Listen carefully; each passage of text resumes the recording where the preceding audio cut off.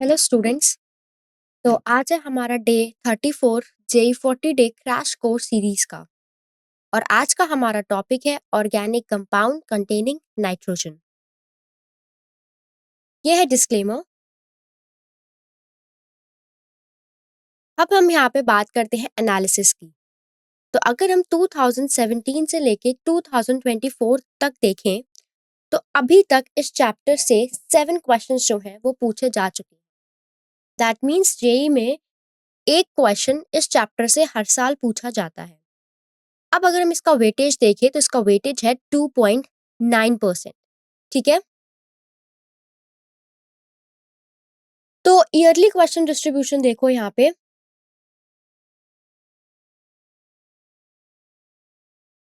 तो यहाँ पे जब ईयरली क्वेश्चन डिस्ट्रीब्यूशन देखते हैं तो 2024 में देखो जो टॉपिक एरिया है वो है chemical reactions of amines. Concept cover है हमारा बेसिसिटी ऑर्डर। और नंबर ऑफ क्वेश्चन पूछा गया है एक, डिफिकल्टी लेवल है एवरेज। ठीक है। तो की फोकस एरिया क्या है? Focus on understanding the factor influencing amines basicity. तो आपको अमीन्स की बेसिसिटी का ऑर्डर जो है वो पता होना चाहिए। 2022 की बात करते हैं तो यहाँ पे देखो टॉपिक एरिया है preparation and properties of diazonium salts और प्रिपरेशन ऑफ अमीन्स। तो इसमें पूछा गया था डाइजोनियम सॉल्ट्स और प्रिपरेशन ऑफ अमीन्स है ना। क्वेश्चन पूछा गया है एक, लेवल है एवरेज। तो की फोकस एरिया क्या है? ये कवर करता है both formation and reaction of diazonium salt along with amine synthesis. 2021 की बात करते हैं तो यहाँ पे है टॉपिक एरिया हमारा प्रिपरेशन ऑफ अमीन्स और साइनाइड्स। ठीक है। कॉन्सेप्ट कवर है हाइजेनबर्ग रिएजेंट और hydrolysis of alkyl cyanide. Number of question है एक, लेवल है एवरेज। तो यहाँ पे क्या है? Emphasis amines identification and nitriles reaction. ठीक है। तो आपका यहाँ पे एम्फेसिस क्या होना चाहिए? हाइजेनबर्ग रिएजेंट का यूज करके अमीन्स की आइडेंटिफिकेशन और एल्काइल साइनाइड के हाइड्रोलिसिस पर हमें यहाँ पे देखना है। ठीक है। अब अगर 2020 की बात करें तो यहाँ पे देखो क्या है, केमिकल रिएक्शंस ऑफ अमीन्स और डाइजोनियम सॉल्ट्स की प्रॉपर्टीज। तो यहाँ पे कॉन्सेप्ट कवर है बेसिसिटी ऑर्डर, कपलिंग रिएक्शन और कार्बाइल अमीन रिएक्शन। क्वेश्चन है दो, लेवल है एवरेज। ठीक है। तो यहाँ पे एक टेस्ट कर रहा है आपकी नॉलेज अमीन रिएक्टिविटी की तरफ और डिस्टिंग्विशिंग टेस्ट और डाइजोनियम कपलिंग। 2019 की बात करते हैं तो देखो 2019 में क्या है, chemical reactions of amines, properties of diazonium salts. Concept cover है बेसिसिटी ऑर्डर और कपलिंग रिएक्शन। क्वेश्चन पूछा गया एक, लेवल है एवरेज। ठीक है। तो ये फोकस कर रहा है अमीन्स की बेसिसिटी पर और application of diazonium salt in synthesis. ठीक है। यही अगर हम 2017 की बात करें तो 2017 में देखो है हमारा प्रिपरेशन ऑफ अमीन्स और केमिकल रिएक्शंस ऑफ अमीन्स। ठीक है। और क्वेश्चन पूछा गया एक, लेवल है एवरेज। तो ये कवर कर रहा है specific name reaction for amines और सिंथेसिस और इम्पैक्ट कर रहा है amino group on aromatic electrophilic substitution. ठीक है। तो इस एनालिसिस से आपको ये आइडिया लगेगा कि कौन से क्वेश्चंस जो हैं वो रिपीटेडली पूछे जा रहे हैं और कहाँ से ज्यादातर क्वेश्चंस जो हैं वो आ रहे हैं। ठीक है। तो आप देख सकते हो कि ओवरऑल ट्रेंड आपको ये दिखा रहा है कि ऑलमोस्ट हर साल कम से कम एक क्वेश्चन अमीन्स और डाइजोनियम सॉल्ट से पूछा जाता है। ठीक है। जिसका डिफिकल्टी लेवल क्या है? एवरेज है। तो देखो आज के लेक्चर में हम क्या क्या कवर करेंगे। हम बात करेंगे अमीन्स के बारे में, फिर हम बात करेंगे अमीन्स की प्रिपरेशन के बारे में, और लास्ट में हम बात करेंगे अमीन्स की फिजिकल प्रॉपर्टीज के बारे में। ठीक है।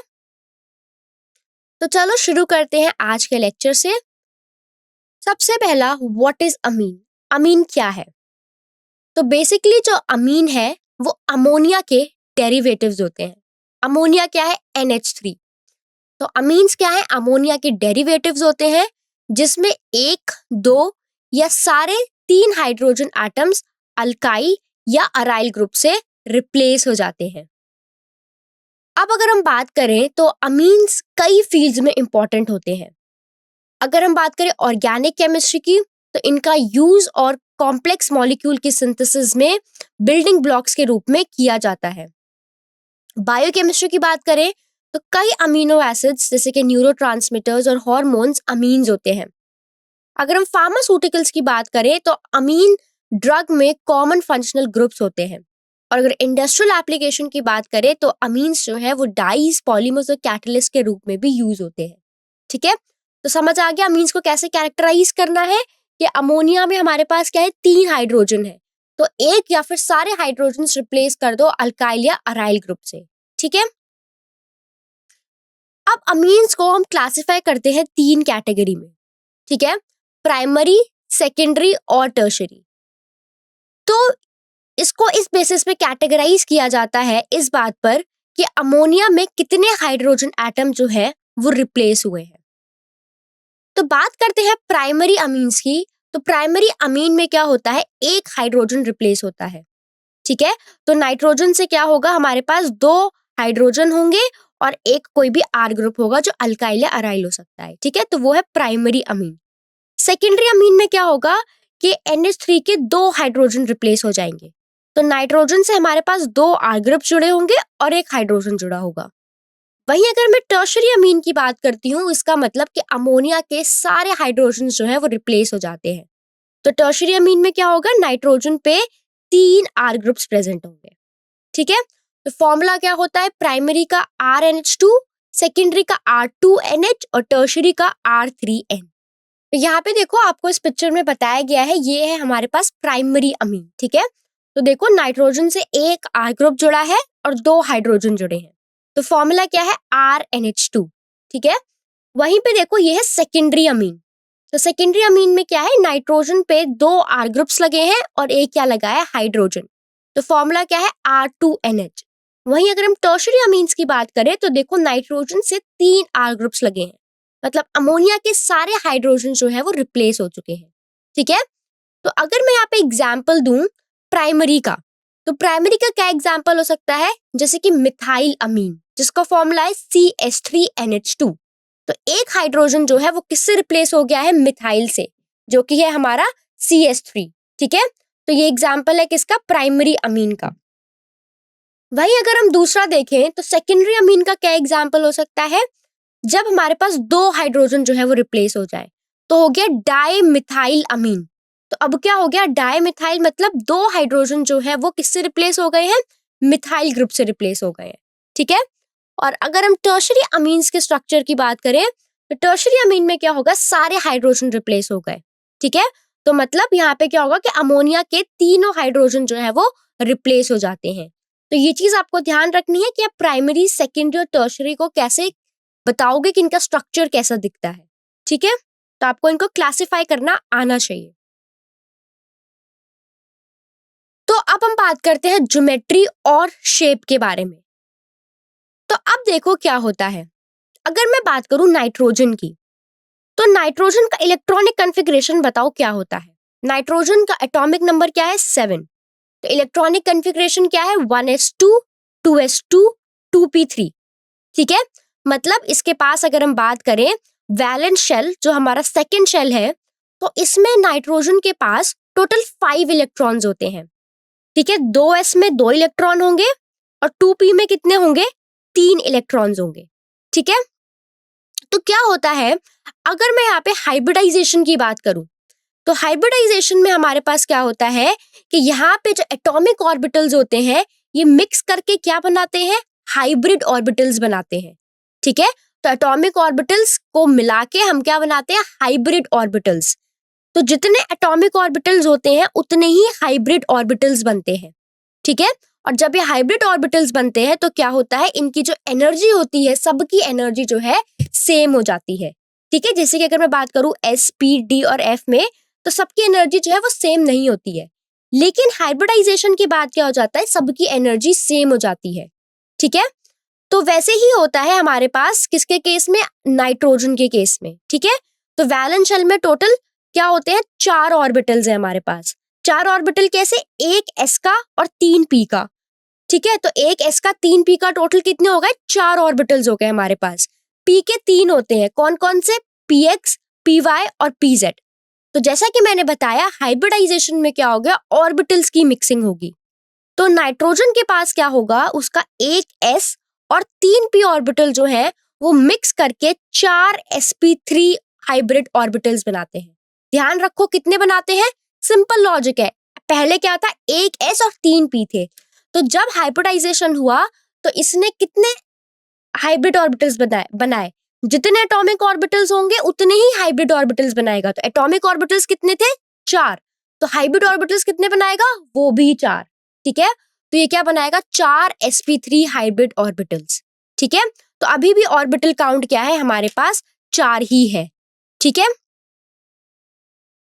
तो इसमें क्या होता है कि हमारे पास क्या होता है कि ये जो sp3 हाइब्रिड ऑर्बिटल्स बनते हैं, तो 4 ऑर्बिटल जो है वो इक्वल एनर्जी के हो जाते हैं। ठीक है, जैसे जब ये sp3 हाइब्रिड ऑर्बिटल्स बने तो ये 4 ऑर्बिटल जो है वो इक्वल एनर्जी के हो जाते हैं। ठीक है, तो 3 sp3 ऑर्बिटल में सिंगल इलेक्ट्रॉन्स प्रेजेंट होते हैं जो बॉन्ड्स बनाते हैं। ठीक है, और एक sp3 ऑर्बिटल में लोन पेयर प्रेजेंट होता है जो कि नॉन बॉन्डिंग होता है। ठीक है, तो अब देखो यहाँ पे क्या होता है कि नाइट्रोजन के पास टोटल 4 sp3 हाइब्रिड ऑर्बिटल्स हैं। जैसा कि मैंने बताया, 3 बॉन्डिंग ऑर्बिटल्स जिसमें सिंगल इलेक्ट्रॉन्स है और एक लोन पेयर वाला ऑर्बिटल। तो इसमें क्या होता है कि हमारे पास ये जो 4 में से जो 3 sp3 ऑर्बिटल्स हैं ये बॉन्डिंग के लिए अवेलेबल होते हैं। ठीक है, तो ये किसके साथ बॉन्ड करते हैं, तो ये sp3 ऑर्बिटल्स जो हैं ये ओवरलैप कर सकते हैं। तो हाइड्रोजन के s ऑर्बिटल के साथ, मतलब जैसे NH3 में NH बॉन्ड्स, तो sp3 of nitrogen plus 1s of hydrogen. तो एक तो हाइड्रोजन के s ऑर्बिटल के साथ और एक कार्बन के sp3 ऑर्बिटल्स के साथ। ठीक है, जैसे अमीन्स में क्या होगा, CH3NH2 या CH3 whole thrice N etcetera में नाइट्रोजन और कार्बन बॉन्ड्स। ठीक है, तो sp3 of nitrogen plus sp3 of carbon. ठीक है, शॉर्ट में क्या मतलब है कि नाइट्रोजन के, अगर हम बात करें नाइट्रोजन के 4 sp3 ऑर्बिटल्स में 3 ऑर्बिटल्स बॉन्डिंग बनाते हैं और ये हाइड्रोजन के s ऑर्बिटल या कार्बन के sp3 ऑर्बिटल के साथ ओवरलैप करके NH या NC सिग्मा बॉन्ड्स बनाते हैं। ठीक है, अब देखो यहाँ पे क्या होता है, जो 4th हाइब्रिडाइज्ड ऑर्बिटल होता है नाइट्रोजन का, सारे अमीन्स में उसके पास अनशेयर्ड इलेक्ट्रॉन होता है। ठीक है, तो 4th sp3 ऑर्बिटल में नाइट्रोजन का लोन पेयर ऑफ इलेक्ट्रॉन होता है, जैसा कि मैंने बताया। तो इसीलिए अमीन्स में नाइट्रोजन के पास 4 रीजन्स ऑफ इलेक्ट्रॉन डेंसिटी होती है, 3 बॉन्डिंग, ठीक है, और एक लोन पेयर। तो यहाँ पे इसीलिए इसका जो स्टेरिक नंबर होता है वो क्या होता है, 4 होता है। ठीक है, तो स्टेरिक नंबर होगा 4 हमारे पास, और इसकी ज्योमेट्री क्या होगी, हमारे पास टेट्राहेड्रल होगी। ठीक है,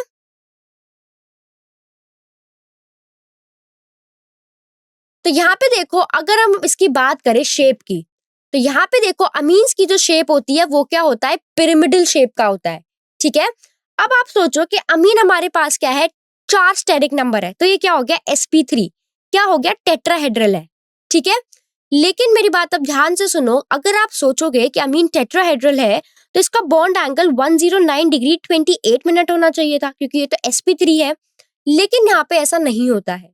ऐसा इसीलिए है क्योंकि देखो नाइट्रोजन के पास लोन पेयर है, तो ये लोन पेयर जो है वो इस बॉन्डिंग पेयर को रिपेल करते हैं। तो यहाँ पे लोन पेयर और बॉन्ड पेयर रिपल्शन होता है। सबसे ज्यादा रिपल्शन क्या होता है, लोन पेयर रिपल्शन, फिर लोन पेयर बॉन्ड पेयर, और फिर बॉन्ड पेयर बॉन्ड पेयर। तो यहाँ पे क्या होगा, लोन पेयर और बॉन्ड पेयर रिपल्शन होगा। ठीक है, तो जिसके कारण ट्राइगोनल पिरामिडल ज्योमेट्री बनती है। तो बॉन्ड एंगल इस केस में कितना होगा, लगभग 108 डिग्री होगा। मतलब आइडियल टेट्राहेड्रल से हल्का सा क्या हो जाता है, कम हो जाता है, क्योंकि यहाँ पे क्या होता है, रिपल्शन होता है। तो रिपल्शन की वजह से ये इसको अंदर की तरफ धकेलेगा, तो बॉन्ड एंगल क्या हो गया, कम हो गया। ठीक है, तो यहाँ पे ये क्या है, ये ट्राई मिथाइल अमीन है, 3 मिथाइल ग्रुप जुड़े हैं। ठीक है, तो ये ट्राई मिथाइल अमीन है हमारे पास, और ये क्या है, टर्शियरी अमीन है। ठीक है, जो अमोनिया का डेरिवेटिव है, जहां सभी 3 हाइड्रोजन एटम्स को मिथाइल ग्रुप से रिप्लेस किया गया है। तो यहाँ पे देखो हमारे पास ये जो CNC बॉन्ड है ये लगभग कितना है, 108 डिग्री है।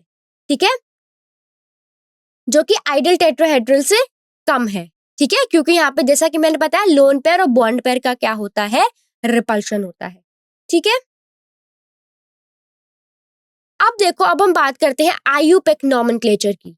ठीक है, कि हम अमीन्स को नाम कैसे लिखते हैं अमीन्स का। सबसे पहले बात करते हैं कॉमन नेम्स की।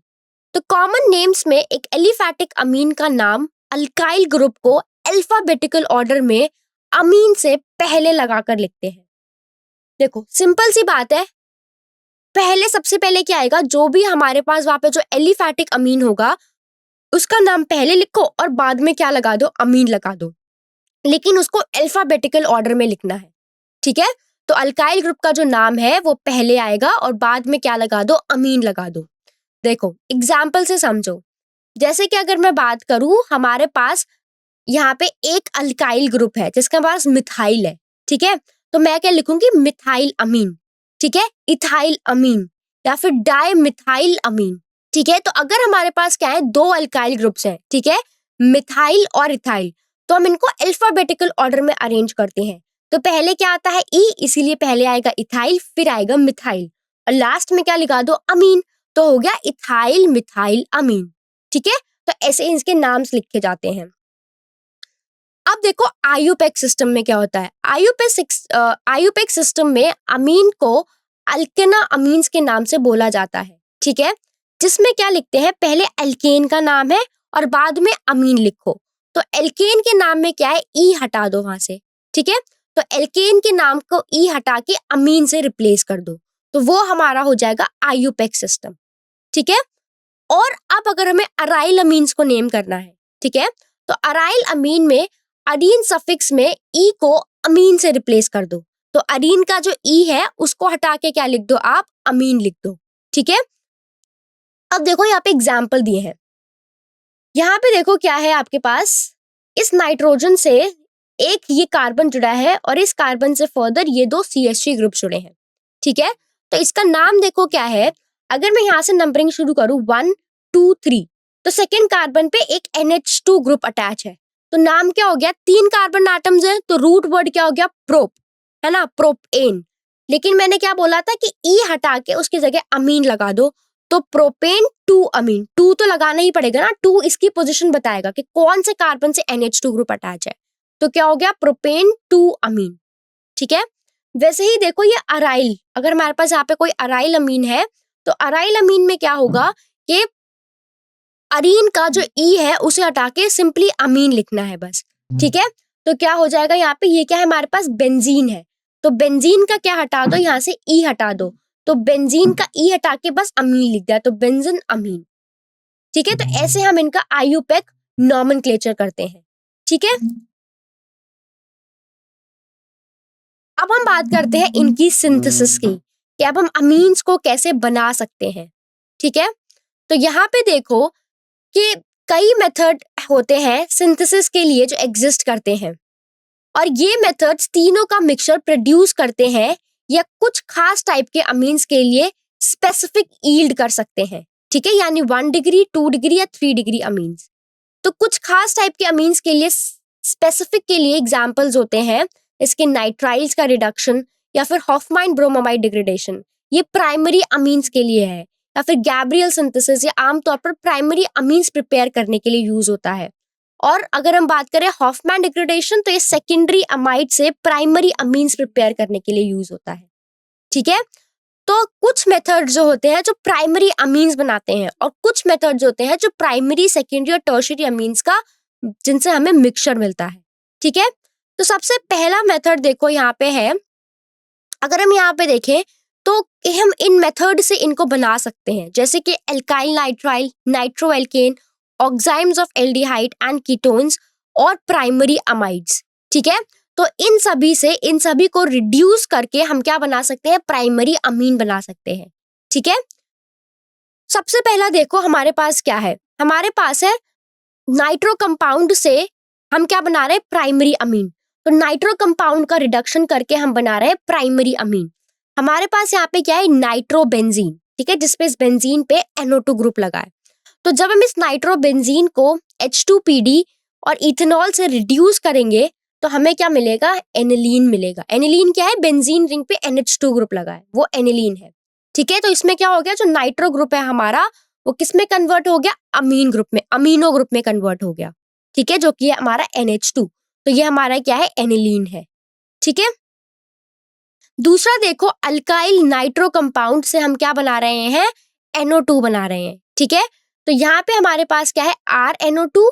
जब हम RNO2 को ट्रीट करते हैं SN प्लस HCl या फिर Fe प्लस HCl के साथ, तो हमें क्या मिलता है वहां पे प्राइमरी अमीन RNH2। ठीक है,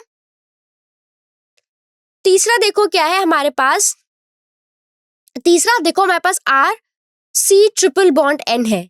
ठीक है, तो जब RC ट्रिपल बॉन्ड N है, जब आप इसको ट्रीट करोगे H2Ni या फिर NaHG या C2H5OH के साथ, तो हमें क्या मिलेगा, एक प्राइमरी अमीन मिलेगा RCH2NH2।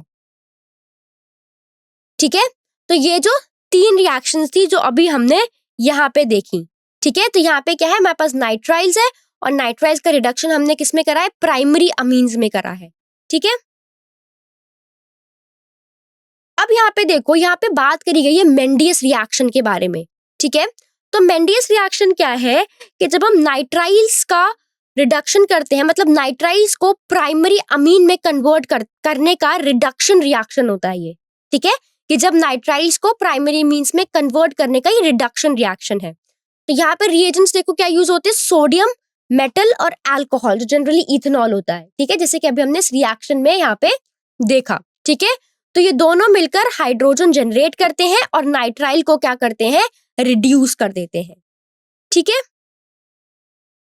अब देखो और रिएक्शंस देखते हैं। नेक्स्ट रिएक्शन हमारे पास क्या है, यहाँ पे ऑक्साइम्स का रिडक्शन है। ठीक है, तो ऑक्साइम जो एल्डिहाइड या कीटोन से बनते हैं, उनका जब हम रिडक्शन करते हैं तो हमें क्या मिलता है, प्राइमरी अमीन मिलता है। ठीक है, तो यहाँ पे रिएक्टेंट क्या है, देखो कीटोन ऑक्साइम, कीटो ऑक्साइम है यहाँ पे। ठीक है, तो यहाँ R ग्रुप्स एल्काइल या एराइल हो सकते हैं। रिएजेंट क्या है, LiAlH4 या सोडियम और इथेनॉल। ठीक है, तो यहाँ पे देखो हमें क्या मिला, प्राइमरी अमीन मिला, क्योंकि इस नाइट्रोजन के पास 2 हाइड्रोजन है और ये 1 कार्बन से जुड़ा है। तो इस केस में हमें क्या मिला, प्राइमरी अमीन मिला। नेक्स्ट E वाला क्या है, रिडक्शन ऑफ अमाइड्स, यहाँ पे अमाइड्स का रिडक्शन है। तो प्राइमरी अमाइड्स के रिडक्शन से भी प्राइमरी अमीन्स बनते हैं, जिसमें ये जो C double bond O group है ये मिथाइलिन में कन्वर्ट हो जाता है। सॉरी, हाँ, मिथाइलिन ग्रुप में। जो C डबल बॉन्ड O है ये किस में हो जाता है, CH2 ग्रुप में हो जाता है। तो हमारे पास प्राइमरी अमाइड है, जब हम इसको ट्रीट करेंगे LiAlH4 which is followed by hydrolysis, तो हमें क्या मिलता है, यहाँ पे प्राइमरी अमीन मिलता है। ठीक है, अब हम नेक्स्ट आगे बढ़ते हैं। अब हमारे पास है हॉफमैन अमोनोलिसिस मेथड। ठीक है, तो इसमें क्या होता है, जब हम हॉफमैन अमोनोलिसिस मेथड देखते हैं तो रिएक्टेंट में अल्काइल हैलाइड जैसे कि अल्काइल क्लोराइड, ब्रोमाइड या आयोडाइड और अमोनिया का अल्कोहलिक सॉल्यूशन इसमें शामिल है। ठीक है, जैसे कि एनेस्ट्रीन अल्कोहल। तो ये रिएक्शन हीटिंग के अंदर एक सील्ड ट्यूब में लगभग 393 केल्विन के टेम्परेचर पर की जाती है। तो यहाँ पे देखो हमारे पास इस रिएक्शन में होता क्या है, तो यहाँ पे देखो जो हमारा NH3 है वो न्यूक्लियोफाइल बनकर RH पे क्या करता है, अटैक करता है। ठीक है, तो इस रिएक्शन में देखो क्या होता है, इस अटैक से हमारे पास क्या बनता है, अमीन बनता है, और इस प्रोसेस को ही हम बोलते हैं हॉफमैन अमोनोलिसिस मेथड। ठीक है, तो यहाँ पे देखो क्या होता है, सबसे पहले स्टेप 1 की बात करो तो यहाँ पे हमारे पास क्या है, NH3 है। ठीक है, तो NH3 में नाइट्रोजन के पास लोन पेयर है, तो NH3 किस पे अटैक करता है, RH पे अटैक करता है। तो नाइट्रोजन अपने लोन पेयर से इस RH पे अटैक करता है और हमारे पास क्या बनता है, RNH3 प्लस X माइनस। ठीक है, तो हमारे पास ये वाला कंपाउंड जो है वो बनता है। तो ये जो RNH3X माइनस है ये एक अमोनियम सॉल्ट है। ठीक है, और ये फ्री अमीन नहीं है, यहाँ पे क्या है, ये एक अमोनियम सॉल्ट होता है। ठीक है, स्टेप 2 में क्या होता है कि अब ये सॉल्ट जो है ये बेस के साथ रिएक्ट करता है। तो क्या होता है कि अमोनिया जो है वो खुद ही बेस का काम करता है। ठीक है, तो यहाँ पे देखो क्या होता है, यहाँ पे जब प्राइमरी अमीन जो RNH2 बना है वो भी क्या होता है, न्यूक्लियोफाइल होता है। ठीक है, तो ये दोबारा एल्काइल हैलाइड RH पर अटैक करता है और फिर हमें क्या मिलता है, प्राइमरी अमीन से क्या मिलता है, सेकेंडरी अमीन मिलता है। तो देखो ये प्राइमरी अमीन है RNH2 और जब यहाँ पे RH के साथ इसका रिएक्शन करा तो हमें क्या मिला, सेकेंडरी अमीन मिला। ठीक है, और फिर हमारे पास जो सेकेंडरी अमीन है ये सेकेंडरी अमीन फिर जब एक और RX मॉलिक्यूल के साथ रिएक्ट करता है तो हमें क्या मिलता है, टर्शरी अमीन। और फिर जब ये टर्शरी अमीन फिर एक और RX मॉलिक्यूल के साथ रिएक्ट करता है तो हमें क्या मिलता है, क्वाटरनरी अमोनियम सॉल्ट मिलता है। ठीक है, तो इसी पूरे मेथड को क्या बोला गया है, हॉफमैन अमोनोलिसिस मेथड। ठीक है, तो यहाँ पे हमें जो अमोनियम सॉल्ट मिलता है ये क्या कर सकता है, ये जो अमोनियम सॉल्ट बनता है उसको NaOH जैसे स्ट्रॉन्ग बेस से हम क्या करते हैं, ट्रीट करते हैं। ठीक है, तो इसकी रिएक्शन क्या होती है कि जो अमोनियम सॉल्ट है जब आप इसे ट्रीट करोगे स्ट्रॉन्ग बेस NaOH के साथ तो आपको क्या मिलेगा, यहाँ पे RnH2 plus H2O plus Na plus और X माइनस। ठीक है, अब हम बात करते हैं किसकी, ग्रेवियल थैलामाइड सिंथेसिस की बात करते हैं। ठीक है, तो यहाँ पे देखो क्या होता है कि ये रिएक्शन प्राइमरी अमीन्स बनाने के लिए एक बहुत ही इंपॉर्टेंट मेथड है। ठीक है, तो देखो एक एक करके पूरी रिएक्शन का मेथड देखेंगे कि कैसे कैसे क्या होता है। स्टेप 1 में क्या होता है, सॉल्ट का फॉर्मेशन होता है। ठीक है, तो सबसे पहले देखो कि क्या बताया गया है कि इस रिएक्शन में थैलेमाइड को जब हम ट्रीट करते हैं इथेनॉलिक KOH के साथ तो ये क्या बनाता है, पोटेशियम सॉल्ट ऑफ थैलेमाइड। ठीक है, फिर जिसको हम हीट करते हैं RX के साथ followed by either alkaline hydrolysis या फिर हाइड्रोजनोलाइसिस विद हाइड्रोजीन। तो ये क्या देता है हमें, ये देता है हमें प्राइमरी अमीन।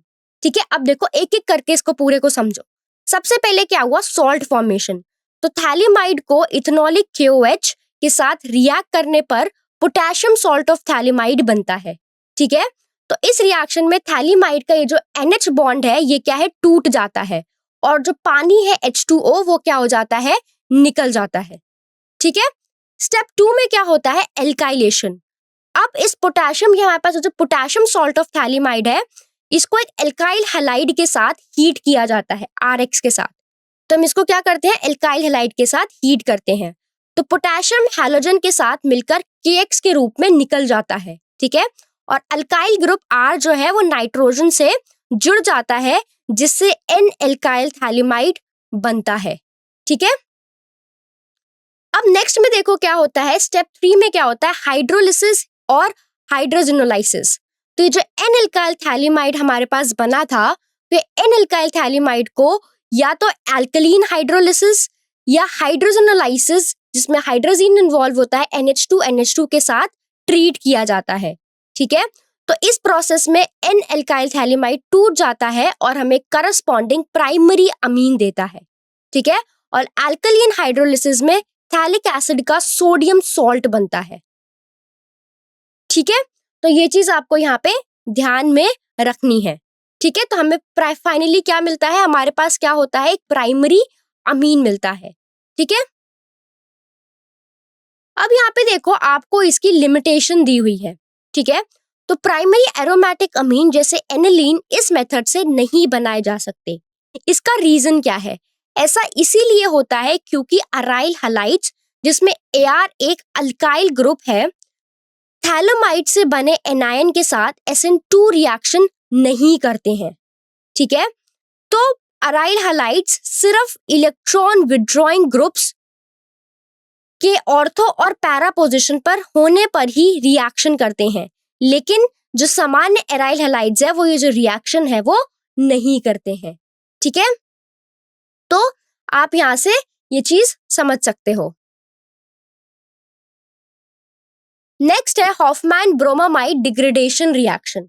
ठीक है, तो इसमें क्या होता है अगर हम बात करें तो जब हम अमाइड्स को ट्रीट करते हैं Br2 के साथ एक्वस और इथेनॉलिक सोल्यूशन ऑफ NaOH तो हमें क्या मिलता है, प्राइमरी अमीन जिसमें एक कार्बन एटम कम होता है किससे, अमाइड से।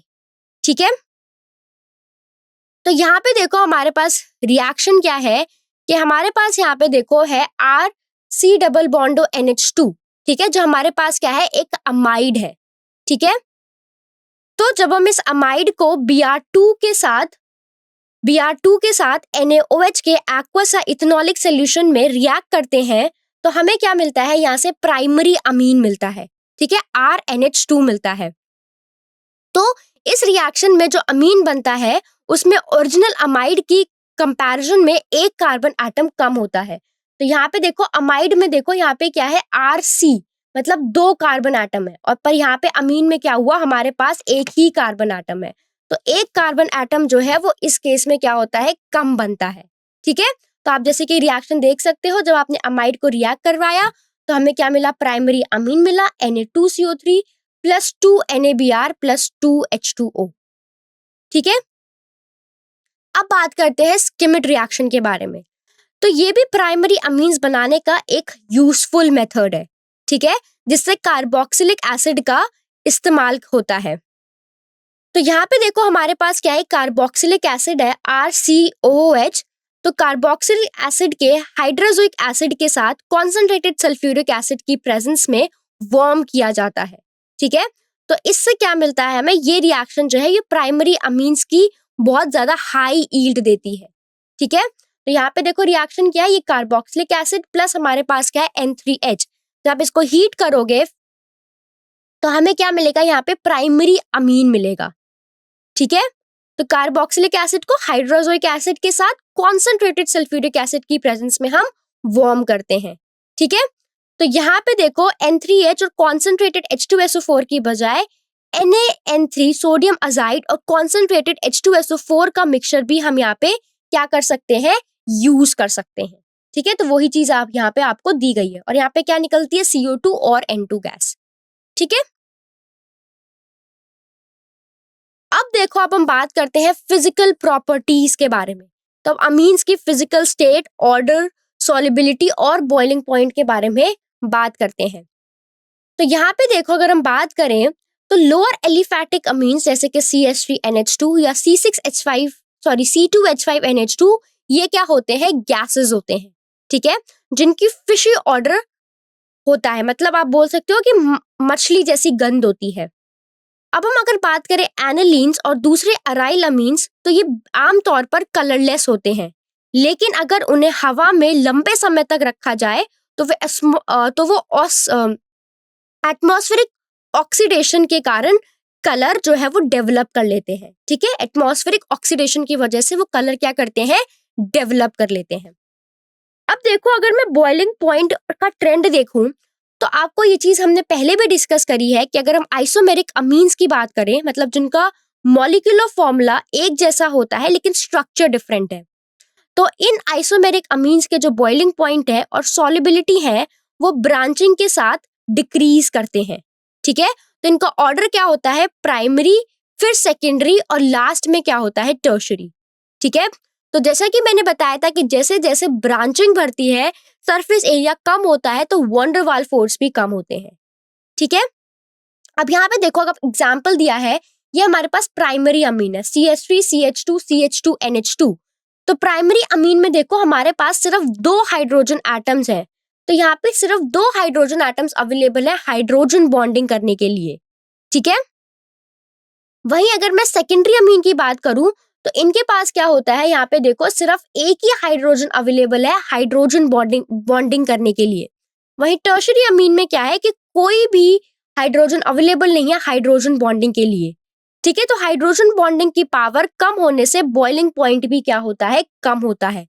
ठीक है, तो इसीलिए देखो बॉइलिंग पॉइंट सबसे ज्यादा प्राइमरी अमीन का है, लास्ट में किसका है, टर्शरी अमीन का। क्योंकि अगर स्ट्रॉन्ग बॉन्डिंग करेंगे तो इनको बॉइलिंग पॉइंट को तोड़ने के लिए हमें ज्यादा एनर्जी देनी पड़ेगी। इसीलिए सबसे ज्यादा बॉइलिंग पॉइंट किसका होता है, प्राइमरी का, और सबसे कम किसका होता है, टर्शरी का।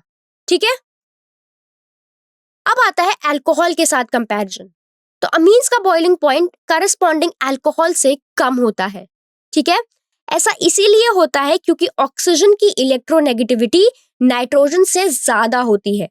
इसीलिए अल्कोहल्स में हाइड्रोजन बॉन्डिंग अमीन्स की हाइड्रोजन बॉन्डिंग से ज्यादा मजबूत होता है। ठीक है, और मजबूत हाइड्रोजन बॉन्डिंग के लिए ज्यादा एनर्जी की हमें रिक्वायरमेंट होती है।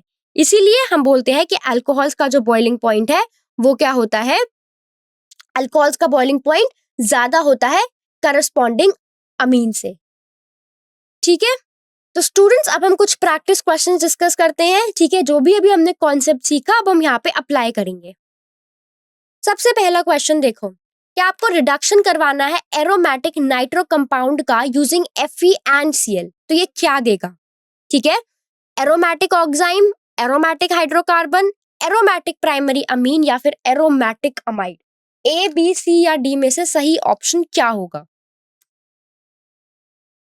तो देखो सही आंसर है एरोमेटिक प्राइमरी अमीन।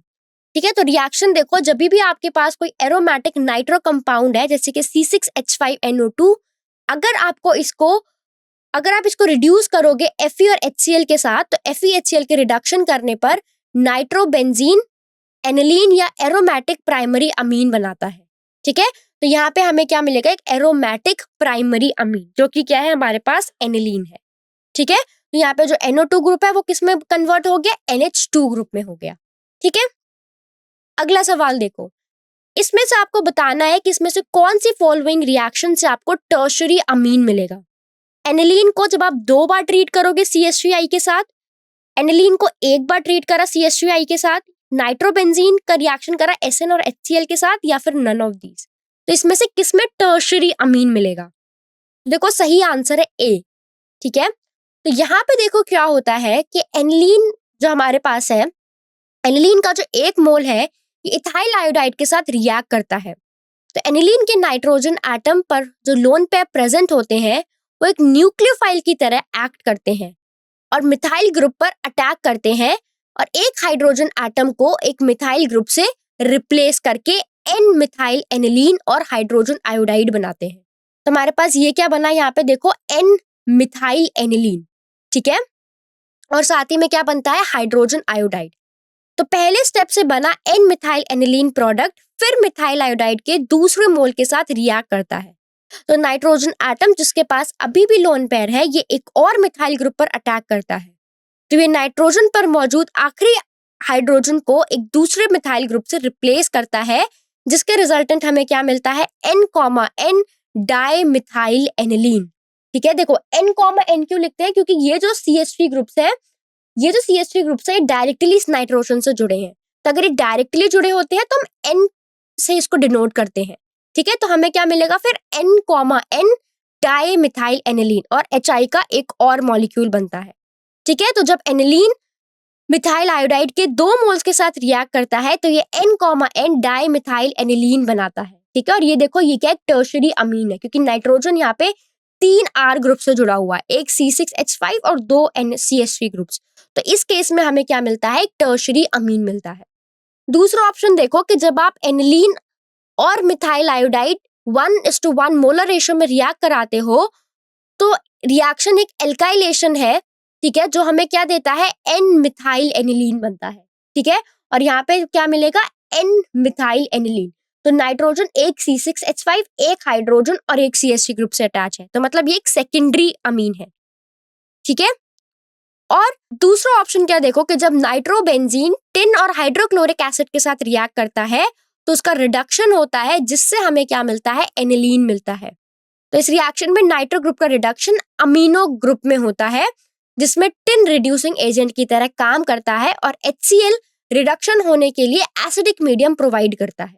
ठीक है, तो ये एनिलीन क्या है? हमारे पास प्राइमरी अमीन है, तो इसीलिए हमारा जो ऑप्शन नंबर ए है वो सही है। अगले सवाल पे चलते हैं। तो इसमें से आपको बताना है मेजर प्रोडक्ट क्या होगा। ठीक है, तो आपको ये रिएक्टेंट दिया है जब आप इसको ट्रीट कराओगे KOH के साथ और इस वाले कंपाउंड के साथ, तो A, B, C या D क्या सही होगा? तो इस केस में देखो सही आंसर है हमारे पास ऑप्शन नंबर ए। ठीक है, तो यहाँ पे देखो क्या है कि क्वेश्चन में हमें जो रिएक्शन दी गई है वो है गैब्रियल थैलेमाइड सिंथेसिस। ठीक है, तो गैब्रियल थैलेमाइड सिंथेसिस में बेस का प्राइमरी रोल थैलेमाइड को डीप्रोटोनेट करना है। तो नाइट्रोजन से एक हाइड्रोजन एटम को रिमूव करके एक highly reactive negatively charge phthalimide anion बनाने के लिए। ठीक है, तो यहाँ पे देखो क्या होता है हमारे पास कि बेस जैसे कि जो पोटेशियम हाइड्रोक्साइड जो हमारे पास एक बेस है, तो वो क्या करता है? वो नाइट्रोजन से जो एसिडिक हाइड्रोजन होता है इसको हटा देता है। ठीक है, तो जब ये नाइट्रोजन से एसिडिक हाइड्रोजन हटाएगा तो H+ निकल जाएगा और नाइट्रोजन पे क्या आ जाएगा? नेगेटिव चार्ज आ जाएगा। तो अब देखो हमारे पास यहाँ पे 2 C डबल बॉन्डो ग्रुप्स प्रेजेंट है, तो ये नेगेटिव चार्ज इन दोनों के साथ रेजोनेंस में जा सकता है। तो यहाँ पे देखो ये नेगेटिव चार्ज यहाँ गया तो यहाँ पे डबल बॉन्ड आया और फिर ये डबल बॉन्ड इस पे O नेगेटिव आ गया। वैसे ही यहाँ पे देखो क्या हो सकता है कि यहाँ पे ये जो वाला नाइट्रोजन पे जो N माइनस है वो इस वाले कार्बोनिल के साथ भी रेजोनेंस दिखा सकता है, ठीक है। तो इससे बना थैलेमाइड एनायन ये दो एडजेसेंट कार्बोनिल ग्रुप द्वारा रेजोनेंस स्टेबलाइज्ड होता है, जो कि एक पोटेंट न्यूक्लियोफाइल बनाता है। तो अब हमारे पास ये एक न्यूक्लियोफाइल बन गया, ठीक है। अब देखो आगे क्या होता है हमारे पास। तो अब क्या होगा कि अब मेरी बात ध्यान से सुनो कि जो नाइट्रोजन है ये ऑक्सीजन से बेहतर न्यूक्लियोफाइल है। देखो ऑप्शंस तो तुम्हारे पास यहाँ पे दो होते हैं, एक तो नाइट्रोजन पे नेगेटिव चार्ज, जब इसको रेजोनेंस कराओगे तो ऑक्सीजन पे भी नेगेटिव चार्ज आ जाएगा। लेकिन क्या होगा, अब रिएक्शन किसके साथ कर रहा है, तो अगर आपके पास नाइट्रोजन और ऑक्सीजन है तो जो नाइट्रोजन है वो एक ऑलवेज एक बेहतर न्यूक्लियोफाइल की तरह काम करता है, ठीक है। नाइट्रोजन देखो जब भी न्यूक्लियोफाइल डिसाइड करना हो तो ऐसे सोचो कौन बेटर अपने आपकी इलेक्ट्रॉन डेंसिटी डोनेट कर सकता है। तो ऑक्सीजन क्या है, ज्यादा इलेक्ट्रोनेगेटिव है। ऑक्सीजन अगर ज्यादा इलेक्ट्रोनेगेटिव है तो वो लोन पेयर्स ऑफ इलेक्ट्रॉन्स को अपनी तरफ रखना चाहेगा। वही नाइट्रोजन जो है वो ऑक्सीजन से कम इलेक्ट्रोनेगेटिव है, तो ये ऑक्सीजन के कंपैरिजन में अपने लोन पेयर को आसानी से डोनेट कर देगा, ठीक है। तो इसीलिए यहाँ पे जो नाइट्रोजन है वो एज अ न्यूक्लियोफाइल की तरह काम करेगा और वो इस CH2 पे अटैक करेगा, ठीक है। तो ये से न्यूक्लियोफिलिक सब्स्टिट्यूशन रिएक्शन में नाइट्रोजन को ज्यादा रिएक्टिव बनाता है, ठीक है, खासकर अगर हम बात करें पोलर ए प्रोटेक्ट सॉल्वेंट की। तो ये न्यूक्लियोफाइल एनायन एक अल्काइल हैलाइड के इलेक्ट्रोफिलिक कार्बन पे अटैक करेगा, ठीक है। तो यहाँ पे देखो ये वाला जो कार्बन है इलेक्ट्रोफिलिक कार्बन है, यहाँ पे एक तो Cl ग्रुप अटैच्ड है और एक Br ग्रुप भी अटैच्ड है, ठीक है। तो यहाँ पे देखो ये जो Cl है ये क्या दिखाता है, यहाँ पे -I इफेक्ट दिखाएगा जो इससे इलेक्ट्रॉन डेंसिटी अपनी तरफ खींचेगा, ठीक है। तो इसीलिए ये जो कार्बन है ये इलेक्ट्रोफिलिक कार्बन है। तो नाइट्रोजन के पास इलेक्ट्रॉन डेंसिटी है, ये इस कार्बन पे अटैक करेगा, ठीक है, और यहाँ से क्या करेगा, इस इलेक्ट्रोफिलिक कार्बन पे अटैक करेगा और Cl यहाँ से बाहर निकल जाएगा। तो हमें क्या मिलेगा, N एल्काइल थैलेमाइड। तो यहाँ पे इस नाइट्रोजन से ये जो CH2 ग्रुप है और ये जो पूरी रिंग है ये आके क्या हो जाती है, जुड़ जाती है, ठीक है। अब आप एक चीज और भी सोच सकते हो यहाँ पे कि यहाँ पे इस वाले कार्बन के साथ ही रिएक्शन क्यों हुई, ब्रोमीन के साथ क्यों नहीं हुई। तो अगर आप देखो तो जो CBr बॉन्ड है वो आसानी से न्यूक्लियोफिलिक सब्स्टिट्यूशन रिएक्शन में नहीं टूटता है क्योंकि यहाँ पे देखो ब्रोमीन जो है वो बेंजीन रिंग से अटैच्ड है। अब ब्रोमीन के पास क्या है, लोन पेयर्स ऑफ इलेक्ट्रॉन्स है, तो ये +R इफेक्ट से अपने लोन पेयर्स को इस रिंग में डोनेट कर सकता है। तो ये +R इफेक्ट दिखा रहा है। तो इसकी वजह से क्या होगा कि यहाँ पे इस कार्बन और ब्रोमीन के बीच में एक पार्शियल डबल बॉन्ड कैरेक्टर आ जाता है। तो पार्शियल डबल बॉन्ड कैरेक्टर क्या करता है, बॉन्ड को स्मॉल और स्ट्रॉन्ग बनाता है, ठीक है। तो इससे बॉन्ड ज्यादा स्ट्रॉन्ग हो जाता है और एक न्यूक्लियोफाइल के लिए उसे तोड़ना बहुत ज्यादा मुश्किल हो जाता है, एक एल्काइल हैलाइड जहाँ पे सिंगल CBr बॉन्ड से अगर हम कंपेयर करें तो, ठीक है। तो यहाँ पे क्या होगी, जो रिएक्शन है वो कार्बन क्लोरीन के बीच के बॉन्ड SN2 रिएक्शंस के थ्रू ये टूटेगा। तो इसीलिए यहाँ पे ब्रोमीन जो है वो रिएक्शन नहीं करेगा, ठीक है। अब चलते हैं अगले सवाल पे। नेक्स्ट क्वेश्चन में पूछा जा रहा है कि बेस्ट रिएजेंट क्या है अगर आपको कन्वर्ट करना है 2-फिनाइल प्रोपेनामाइड टू 2-फिनाइल प्रोपेनामीन, मतलब अमाइड को अमीन में लेके जाना है, तो किससे रिएक्शन करवाओगे, XsH2 Br2 in aqueous NaOH, HI in presence of red phosphorus या फिर LiLH4 इन ईथर। तो यहाँ पे देखो सही आंसर है option number D, LiLH4 in ether. तो यहाँ पे देखो ये जो रिएक्शन है ये आमतौर पर एक रिड्यूसिंग एजेंट की यहाँ पे जरूरत होती है जो सिलेक्टिवली अमाइड को उसके करस्पॉन्डिंग अमीन में रिड्यूस कर सके बिना दूसरे फंक्शनल ग्रुप को अफेक्ट किए। तो इस तरह के रिडक्शन के लिए कॉमन रिएजेंट्स में हाइड्रोजन गैस शामिल है, एक कैटलिस्ट जैसे निकल या पैलेडियम के साथ, या केमिकल रिड्यूसिंग एजेंट जैसे लिथियम एल्यूमिनियम हाइड्राइड, ठीक है।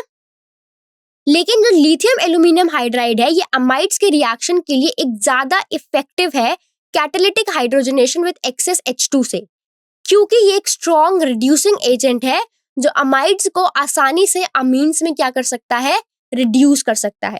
तो यहाँ पे रिएक्शन देखो, ये जो C double bond O NH2 है, जब आपने इसको ट्रीट करा LiLH4 के साथ, तो ये जो C double bond O NH2 है ये टूट के क्या बन गया, CH2 NH2 बन गया, मतलब हमें क्या मिला, अमीन मिल गई, ठीक है। अब यहाँ पे देखो अगर तो Hofmann bromamide degradation reaction amide को अमीन्स में कन्वर्ट करता है लेकिन एक कार्बन कम, ठीक है। इसीलिए ये 2-फिनाइल प्रोपेनामाइड को 2-फिनाइल प्रोपेनामीन में कन्वर्ट करने के लिए एक सुटेबल रिएजेंट है। तो यहाँ पे अगर आप देखोगे तो एक कार्बन क्या हो जाता है, लेस हो जाता है। ठीक है, अब अगर हम बात करें देखो रेड फॉस्फोरस और हाइड्रो आयोडाइक एसिड की, तो ये अमाइड्स को अमीन्स में रिड्यूस नहीं करते हैं। ये एक स्ट्रॉन्ग रिड्यूसिंग एजेंट कॉम्बिनेशन है जो कार्बोक्सिलिक एसिड को एल्केन्स में रिड्यूस करने के लिए यूज होता है। ठीक है, चलते हैं अगले सवाल पे। नेक्स्ट क्वेश्चन में पूछा गया है कि एसिटामाइड को मिथाइल अमीन में कन्वर्ट करने के लिए सबसे अच्छा पॉसिबल रिएजेंट क्या है? PCl5 NaOH plus Br2, soda lime या फिर हॉट कॉन्सेंट्रेटेड H2SO4। तो यहाँ पे देखो सही आंसर क्या है, option number B NaOH plus Br2। तो यहाँ पे एसिटामाइड के केस में NaOH और Br2 के साथ रिएक्शन जो है वो कुछ स्टेप्स में होती है। सबसे पहले क्या होता है, ब्रोमोमाइड इंटरमीडिएट का बनना। तो अमाइड ग्रुप बेसिक सोल्यूशन में Br2 के साथ रिएक्ट करके एक ब्रोमाइड इंटरमीडिएट बनाता है। दूसरा स्टेप क्या होता है, आइसोसाइनाइड का बनना। तो इंटरमीडिएट फिर रिएक्शन की एक सीरीज से गुजरता है जिसमें आइसोसाइनाइड का बनना भी शामिल होता है। और तीसरी क्या है, मिथाइल अमीन बनने के लिए हाइड्रोलिसिस। तो आइसोसाइनाइड को स्ट्रॉन्ग बेस की प्रेजेंस में फर्दर हाइड्रोलाइज किया जाता है जिससे मिथाइल अमीन बनता है। ठीक है, अब देखो अगर दूसरा यहाँ पे देखोगे तो क्या है, यहाँ पास एसिटामाइड है। अगर हम PCl5 के केस में देखें तो ये क्लोरीनेटिंग एजेंट है। ये एसिटामाइड के साथ रिएक्ट करके 2,2 डाइक्लोरोइथेनामाइन बनाता है, किसकी बजाय, एक अमीन की बजाय। ठीक है, नेक्स्ट में देखो क्या है, अगर हम बात करें concentrated hot and concentrated H2SO4, तो ये हाइड्रोलिसिस के लिए यूज किया जाता है। तो ये अमाइड को हाइड्रोलाइज करके एक कार्बोक्सिलिक एसिड और एक अमोनियम सॉल्ट बनाएगा। ठीक है, और जो नेक्स्ट हमारे पास है लिथियम एल्यूमिनियम हाइड्राइड, एक पावरफुल रिड्यूसिंग एजेंट है। तो ये अमाइड के कार्बोनिल ग्रुप को मिथाइलिन ग्रुप में क्या कर देता है, रिड्यूस कर देता है। तो एसिटामाइड को इथाइलिन अमाइन में ये क्या कर देगा, कन्वर्ट कर देगा। तो ये रिएक्शन कार्बन स्केलेटन को इंटैक्ट रखता है और एक कार्बन एटम को रिमूव नहीं करता है। ठीक है, तो इसीलिए हमारा जो सही आंसर है वो क्या है, option number B NaOH plus Br2। ठीक है, नेक्स्ट क्वेश्चन देखो क्या है कि हॉफमैन ब्रोमोमाइड डिग्रेडेशन रिएक्शन में number of moles of NaOH और Br2 जो यूज्ड होते हैं पर mole of amines produced are.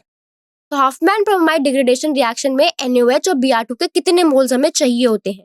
4 moles NaOH के, 2 मोल्स Br2 के, 2 मोल्स NaOH के, 2 मोल्स Br2 के, 4 मोल्स NaOH के और 1 मोल Br2 का, और 1 मोल NaOH का और 2 मोल Br2 के। ठीक है, तो यहाँ पे देखो इस आंसर के सही है सी, 4 मोल NaOH और 1 मोल Br2। तो हॉफमैन ब्रोमोमाइड डिग्रेडेशन रिएक्शन में 4 मोल NaOH और 1 मोल Br2 की जरूरत होती है हर मोल अमीन प्रोड्यूस होने के लिए। ठीक है, तो जो बैलेंस्ड केमिकल इक्वेशन है वो देखो RCuNH2 plus 4 NaOH plus Br2, ये क्या देता है 4RNH2 plus Na2CO3 plus 2 NaBr plus 2 H2O। ठीक है, तो इसीलिए हमें 4 मोल NaOH और 1 मोल Br2 का हम यूज करते हैं। नेक्स्ट रिएक्शन में आपको बताना है कि मेजर प्रोडक्ट क्या होगा of reaction between Meta dinitrobenzene और NH4SH। तो देखो इसका सही आंसर है ऑप्शन नंबर बी। ठीक है, तो सोल्यूशन देखो क्या है कि ये क्या है, जेनिन रिडक्शन है। तो अमोनियम हाइड्रोसल्फाइड एक रिड्यूसिंग एजेंट है, इसको दूसरों के मुकाबले एक वीक रिड्यूसिंग एजेंट माना जाता है। तो ये एक माइल्ड रिड्यूसिंग एजेंट है, लेकिन ये अभी भी स्पेसिफिक सिलेक्टिव रिडक्शंस के लिए इफेक्टिव है, जैसे कि कुछ ऑर्गेनिक कंपाउंड्स में एक नाइट्रो ग्रुप के सिलेक्टिव रिडक्शन के लिए। तो डाइनाइट्रोबेंजीन का अमोनियम सल्फाइड के साथ रिडक्शन एक सिलेक्टिव रिएक्शन है जो सिर्फ एक नाइट्रो ग्रुप को अमीन ग्रुप में रिड्यूस करता है। ठीक है, तो ये मेटा डाइनाइट्रोबेंजीन से मेटा नाइट्रो एनिलीन बनाता है, और इसी सिलेक्टिव रिडक्शन को हम जिनिन रिडक्शन के नाम से जानते हैं। ठीक है, और मेटा नाइट्रो एनिलीन प्रोडक्ट आमतौर पर 70% से 80% की ईल्ड के साथ यहाँ पे बनता है। ठीक है, तो सही आंसर इसीलिए क्या होगा हमारे पास, ऑप्शन नंबर बी। अगला क्वेश्चन देखो क्या है कि एक ऑर्गेनिक कंपाउंड ए अमोनिया के साथ रिएक्ट करता है कंपाउंड बी बनाने के लिए। जब बी को हीट किया जाता है तो ये कंपाउंड सी प्रोड्यूस करता है और कंपाउंड सी पोटेशियम हाइड्रोक्साइड और ब्रोमीन के साथ रिएक्ट करने पर इथाइल अमीन देता है। तो ए बताओ कौन है? ठीक है, 4 ऑप्शंस दिए, इसमें से पता लगाओ ए क्या है। तो सही आंसर है ऑप्शन नंबर डी, ठीक है, जो है हमारा प्रोपेनोइक एसिड। अब यहाँ पे लॉजिक समझो कि इथाइल अमीन हॉफमैन ब्रोमोमाइड डिग्रेडेशन का प्रोडक्ट है, ठीक है। यहाँ पे देखो क्या है, इथाइल अमीन जो हमारा फाइनल प्रोडक्ट है, ठीक है, ये हॉफमैन ब्रोमोमाइड डिग्रेडेशन का प्रोडक्ट है। इसका मतलब है कि अमाइड में एक कार्बन एक्स्ट्रा होना चाहिए अमीन के कंपैरिजन में, क्योंकि एक कार्बन एटम लेस मिलता है हमें, तो इसीलिए अमाइड में क्या होगा, एक कार्बन ज्यादा होगा इस अमीन के कंपैरिजन में। तो अमाइड क्या होना चाहिए हमारे पास, प्रोपेनामाइड होना चाहिए, ठीक है। तो ये हमारा क्या है, सी है, ठीक है। तो हमारा सी क्या हो गया, एक कार्बन ज्यादा प्रोपेनामाइड, यहाँ पे 2 कार्बन है, यहाँ पे 3 कार्बन है। अब एसिड और अमोनिया एक सॉल्ट देता है जो बी है और कार्बन एटम्स की संख्या जो है वो सी के ही बराबर है, ठीक है। तो याद रखो कि जो एसिड और अमोनिया एक सॉल्ट देता है, ठीक है। तो यहाँ पे हमारा बी ये है CH3 CH2 COO NH4, ठीक है। तो एसिड या ए एक 3 कार्बन लॉन्ग कार्बोक्सिलिक एसिड है जो क्या होगा हमारे पास, प्रोपेनोइक एसिड। तो ए हमारे पास क्या है, एक प्रोपेनोइक एसिड जो कि एक एसिड है, ठीक है। और यहाँ पे कार्बन एटम्स देखो कितने हैं, 3 है, ठीक है। इसलिए सही आंसर क्या होगा, ऑप्शन नंबर डी, ठीक है। तो thank you so much students, I hope आपको आज का लेक्चर समझ आया होगा। Thank you for your attention.